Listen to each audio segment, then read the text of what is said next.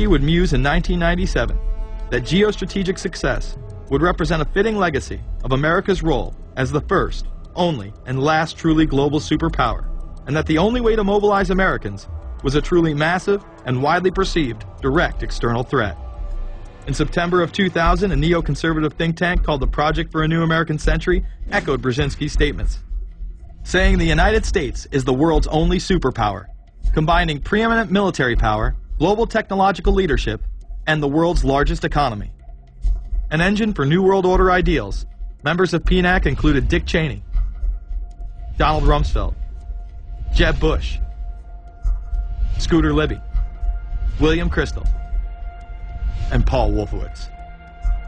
Describing the difficulty in projecting force, they write the process of transformation is likely to be a long one, absent some catastrophic and catalyzing event, like a new Pearl Harbor.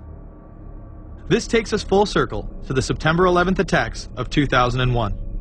In my previous film, Fabled Enemies, I expose in great detail the Saudi Arabian, Pakistani, and Israeli connections in conjunction with this international intelligence operation.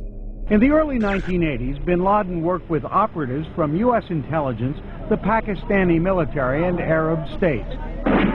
They ran a wide-ranging covert network that recruited and financed Muslim fighters to battle the Soviet army. The hijackers that were trained at U.S. military installations and protected by the FBI and CIA. The military exercises leading up to 9/11, and those that took place as the attacks occurred. Open line. Surveillance, Sergeant Richmond. Sergeant Richmond, Sergeant Life from Cheyenne Mountain Test Control. How are you? I'm doing fine. Okay, I need you to terminate all exercise inputs coming to Cheyenne Mountain at this time. Copy. And stay on loop until I verify that the connectivity is disconnected on the exercise side only. Okay, no, do not do any more inputs on the exercise side and stand by. I got Cheyenne Mountain on the line. Terminating all exercise inputs. Over, see if you didn't know that exercise. Oh, yeah. The Black Ops program, Able Danger, and the shadow government involvement. This morning we learned that the Vice President wasn't the only one sent to an undisclosed location on September 11th, that an entire backup government was and is still there and may be there for as long as anyone now at least can imagine. As well as much, much more. The government has lied about 9/11 repeatedly and used it to dominate the Middle East, while creating an evolving police state here, encroaching on civil liberties at home. And of course, building a new world order. There is a chance for the President of the United States to use this disaster to carry out what his father, a phrase his father used, I think, only once, and hasn't been used since, and that is a new world order. We know now that September 11th of 2001 was the beginning of what we might call a new world order. The new world order that this president's father talked about with such great enthusiasm seems to be high on the agenda of this administration. Under the second Bush administration, massive amounts of civil liberties were openly and brazenly taken away following 9/11. The passage of the Patriot Acts, the Military Commissions Act, and other horrifying anti-constitutional legislation was enabled by the incredible amount of fear generated by the media, all in the name of keeping us safe here at home. The war itself would create huge profits for the military-industrial complex, and the globalists would seize even more power and control over Middle Eastern resources in what they planned to become a Eurasian Union under their control. Although the establishment claimed to be fighting for our freedom abroad, they were destroying our sovereignty by stealth. Expanding on NAFTA, they were able to consolidate power on the domestic front by deindustrializing the United States through CAFTA, the Central American Free Trade Agreement, as well as the SPP, the Securities and Prosperity Partnership.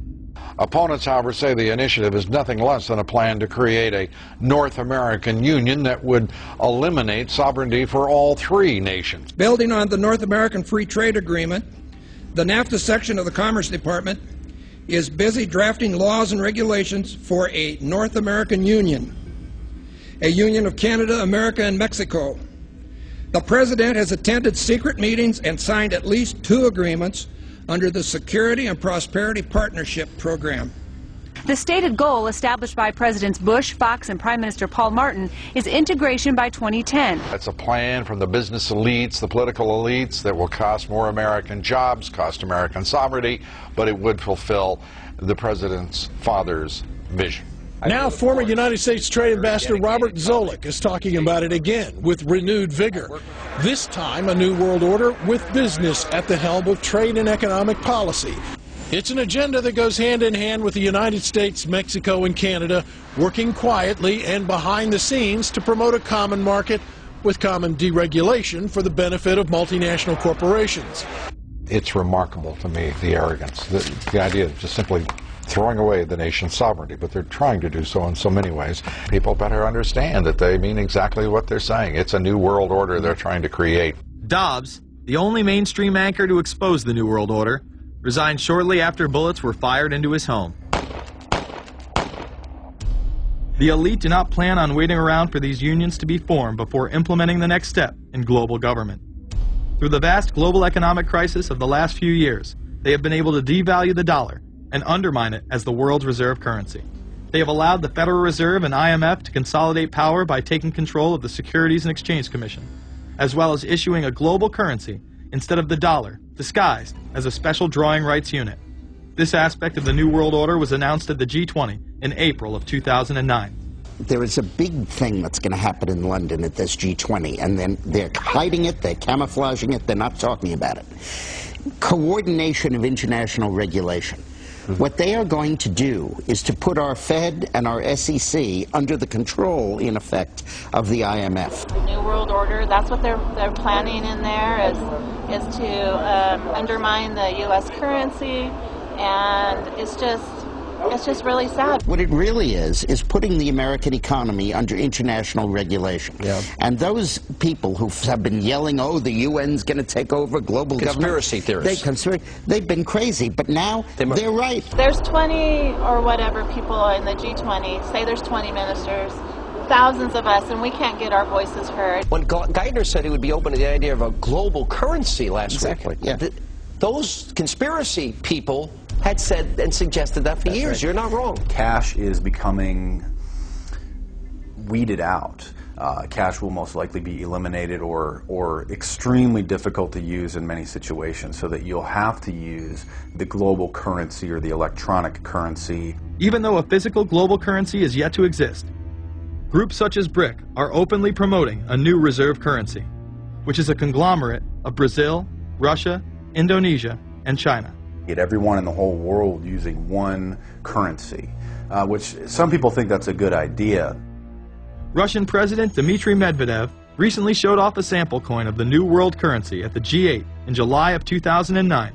We have also agreed today additional resources of $1 trillion that are available to the world economy through the International Monetary Fund and other institutions. This includes 250 billion from special drawing rights, the reserve currency of the IMF, drawing rights that will be issued to countries who are part of the International Monetary Fund. I think a new world order is emerging, and with it the foundations of a new and progressive era of international cooperation. The head of the European Union is also calling for global government. 2009 is also the first year of global governance, with the establishment of the G20 in the middle of the financial crisis. Gordon Brown has called for a world constitution. We now need nothing short of a world constitution for the global financial system. Both Gordon Brown and Barack Obama had been groomed to be the next Anglo-American spokesman for this new world order after Bush and Blair stepped down. Here is Gordon Brown in front of the CBI prior to him being chosen to become Prime Minister. And it's only now that we can begin to understand that the world order that globalization brings and what it's going to look like. But what does the new world order mean for countries like ours who are looking to succeed? And the question for us is how we meet and master all these challenges to ensure that Britain enhances its competitiveness in the process and realizes what I believe is our destiny of success in this new world order. A new world is emerging. It is a new world order with significantly different and radically new challenges for the future. President Barack Obama has also espoused similar views on globalism. Here he is in Berlin, Germany, in July of 2008, in what media have dubbed his New World Order speech. Well, there have been extraordinary scenes in Berlin tonight as thousands of people gathered to hear Barack Obama deliver key foreign policy speech on his current European tour.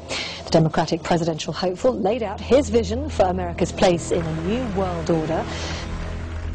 In this new world, such dangerous currents have swept along faster than our efforts to contain them. And that is why we cannot afford to be divided. No one nation, no matter how large or powerful, can defeat such challenges alone. But the burdens of global citizenship continue to bind us together. In this new century, Americans and Europeans alike will be required to do more, not less. Partnership and cooperation among nations is not a choice.